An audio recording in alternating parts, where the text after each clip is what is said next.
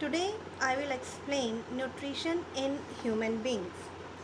Nutrition, it is a complex process of intake of food, then digestion, absorption, assimilation, and then removal of waste products.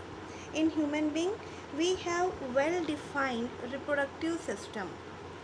This is a well defined reproductive system. It contains a group of organs and associated digestive glands which take part in ingestion of food, its crushing, digestion, absorption of digested materials, and egestion of indigestible material. So all the digestive system has a number of organ and associated digestive glands. This digestive system start from mouth and end into anus, and this is called alimentary canal. In human being, alimentary canal is about 9 meters in length, and it consists of, as you can see in the diagram, mouth, then it open into a space known as buccal cavity, which open into esophagus through pharynx, then stomach, small intestine, large intestine, and anus. Now, one by one, we will take each and every part of the alimentary canal and their function. First, we will start from the buccal cavity. Buccal cavity has tongue, teeth, and salivary glands, which are the associated digestive gland. First, you can observe the diagram of tongue. It is a sense organ and it has different region for the different taste. As you can see, very tip of the tongue has taste buds for the salty, to identify the salty taste, then sweet, both side of the tongue sour, and at the last it is bitter. It recognizes the bitter taste. It makes the saliva that is secreted by the salivary gland. It is also help to engulf the food. So salivary gland. In human beings, there are three pairs of salivary gland: parotid gland, submandibular, and sublingual. They secrete a watery substance that is called saliva. Saliva, it makes the food soft, and it also has digestive enzyme. Okay, and it start the digestion of carbohydrate in the buccal cavity. Here, starch is converted into maltose with the help of salivary amylase that was previously known as ptyalin. So it makes the food soft, and 30% of starch digested in the buccal cavity. Next, during this process, teeth play a very important role. They break down the food into smaller particles, and we can study the teeth as shown in this diagram. The upper jaw and the lower jaw, again we divide it into half: upper left and right, lower left and right. In human being, there are 32 teeth, and the different types of teeth are incisors, then followed by the canine, then premolar, two premolar we have, and the molar teeth. We have three molar teeth in one half of the jaw. Okay, so this is a dental diagram of human teeth. If we go to the detailed study of the teeth, then this is the structure of teeth. The external structure that is visible to us, that is the crown. Then it has a neck and the root. Crown, it is surrounded by very tough covering that is called enamel, followed by dentine, and then there is pulp cavity having the blood and nervous system. Okay, in your syllabus there is a small topic about dental caries. Dental caries or tooth decay causes due to gradual softening of enamel and dentine. How it happens? It begins when bacteria acting on sugar produce acids that softens air and demineralizes the enamel. Okay, so that create the softening of enamel. Then masses of bacterial cells together with food particles stick to the teeth to form dental plaque. Okay, now saliva cannot reach the tooth surface to neutralize the acid as plaque covers the teeth. So brushing the teeth after eating removes the plaque before the bacteria produce acids. Okay, if untreated, microorganisms may invade the pulp, causing inflammation and infection that we can identify as dental caries or tooth decay, or in layman language we use the word cavity. Okay, so this is about the tooth. It helps in the breakdown of the food into smaller particle. Tongue and teeth help in the process of digestion by mixing the saliva in the food, and after this process the food is converted into a soft structure that is called bolus, and that is engulfed into the esophagus through the opening called pharynx. From the esophagus, with the help of peristalsis, the food slowly moves to the stomach. Peristalsis is the contraction and relaxation of muscles of alimentary canal, which make the movement of food into the alimentary canal in a proper way. Now the food enter into the stomach. It is J-shaped muscular structure and food stay here for some time. It is a muscular structure, so there is again the contraction and relaxation of muscles take place, and the breakdown of food is continuous. The cells of the stomach secrete some enzymes and HCl and mucus. Mucus protect the stomach cell.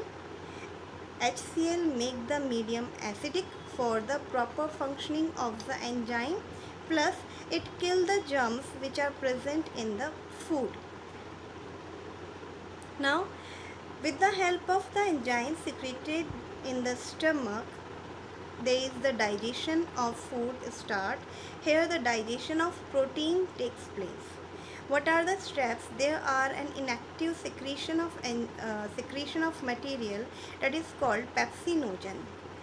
In the presence of HCl, it is converted into active form, that is pepsin. It is the active form of enzyme. Now protein is digested with the help of pepsin in the presence of HCl and break down into smaller molecule as peptones and proteases.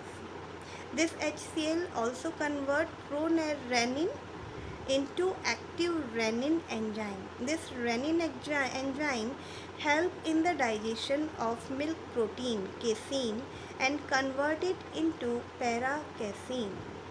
Now the food is churned inside the stomach, digestion take place, and the material now called chyme that enter into small intestine. This is the small intestine. Small intestine is the largest part of alimentary canal. It is about 6 meters long. It has the secretion from three ways. One, from the liver. Liver produces bile that is stored in the gallbladder for short duration, and it releases into the C-shaped structure of small intestine that is called duodenum. Okay, it is secreted in the duodenum. Now here you can observe the pancreas between the stomach and small intestine. This pancreas secrete enzymes that are called pancreatic juices, which carry a number of enzymes for the digestion of carbohydrates, fats and proteins. All these material are secreted in the duodenum. Now one by one we will study them. Then These is secreted in the small intestine in duodenum. Liver secretes bile. Bile is basic in nature. The very first function of the bile is neutralize the acidic nature of the food that is coming from the stomach. Next very important function of the bile is the emulsification of fat. Big fat molecules are converted into smaller globules to be acted by the enzymes. Second secretion is from the pancreas, that is called pancreatic juices. It contains a number of enzymes. Number first is trypsin. It is protein digesting enzyme and break down the proteins into peptides.